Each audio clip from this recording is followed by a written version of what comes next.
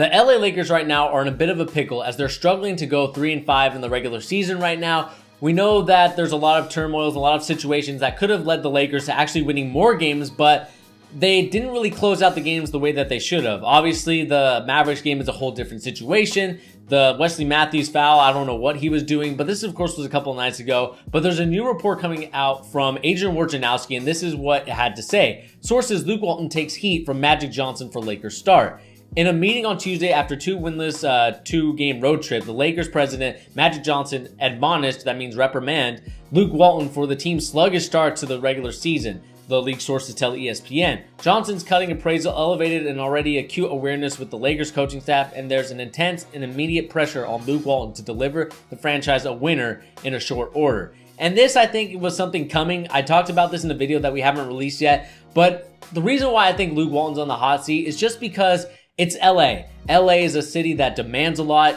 It's really a demanding city. I mean, we're seeing what the LA Rams have done in their trades to get Dante Fowler Jr., to get Ndamukong Suh, trying to get in other pieces and weapons because they're trying to win a championship this season. And when the Lakers have to compete with that, when they have to compete with the Chargers, who are also doing really well, that puts a lot of immense pressure on the Lakers to perform and actually make the playoffs, because if those guys don't make the playoffs, they could become irrelevant in their own city. Obviously, the history and prestige of the LA Lakers won't ever let that happen, but it'll definitely put the Lakers down a couple of pegs. Remember when Lob City was involved and the Lakers were really bad?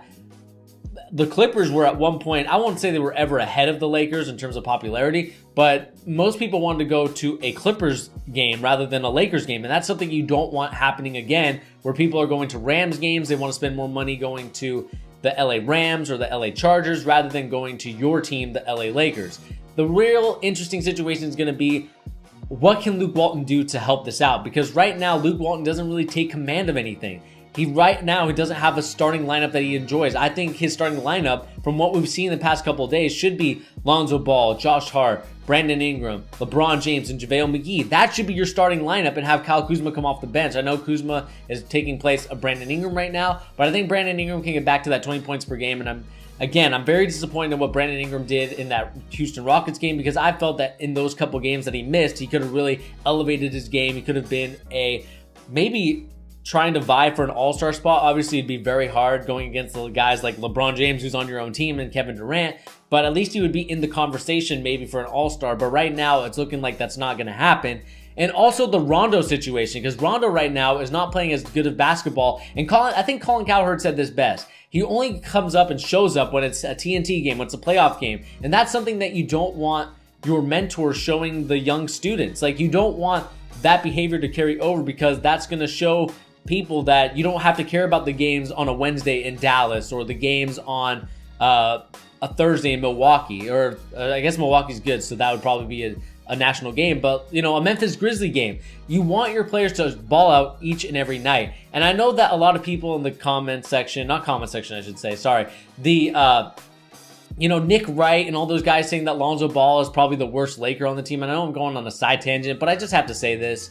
Lonzo Ball is not the worst Laker on the team. If we really want to look at worst Lakers, you can look at Contavious Caldwell-Pope, who's only 5.9 points per game, getting $18 million.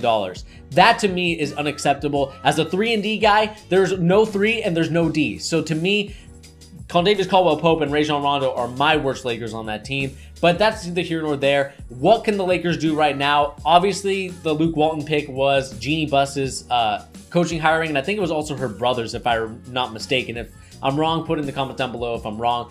But that's something that is another thing that could impact whether or not they're going to fire Luke Walton or not. Obviously, from the Adrian Wojnarowski article, we know that patience is running thin with Magic Johnson, and I don't blame him. I would be impatient as well, because this team should be off to a better start than it should be, because there are games, like I talked about, that they should have won. They should have won that Minnesota game. They should have won the first Spurs game that they lost in the overtime.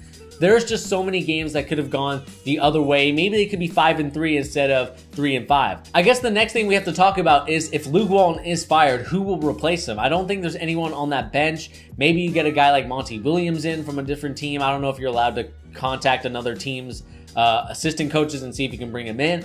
But I think the Lakers have to do something quick rather than later, because if Luke Walton's not doing his job. Obviously, he's more of a laid-back coach. I think that's the problem with a guy like Luke Walton, who's about the same age as LeBron James and Rajon Rondo, is that I feel like they don't really value his opinion because they're like, well, you were really a scrub player when we were playing, so why would I respect your opinion as a coach?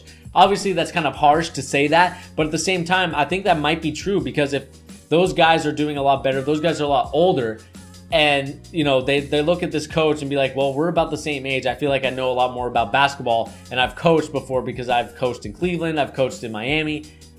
I think I can do a better job than you. Then I think Luke Walton could be the odd man out, whether it's this year, whether it's next year. I think Luke Walton is officially on the hot seat, and I had him on the hot seat a couple nights ago before the Dallas Mavericks game, but I think now more than ever, he's going to be on there, and we're going to see what the Lakers are going to be able to do with that team as we move on to see how the Lakers finish out the season. What do you guys think the Lakers are going to finish the season? Also, do you think that Luke Walton is going to be on the hot seat? And what else do you think about this Magic Johnson situation, saying that he's going to reprimand Luke Walton if they don't win more games sooner rather than later? But anyway, guys, this has been your boy Bernie here on The Charge, giving the latest NBA news and rumors and also basketball opinions. Don't forget to leave a comment in the comment section. Don't forget to hit a like button. Don't forget to hit that subscribe button if you're new to the channel. And I'll catch you guys in the next video. I'll see you later.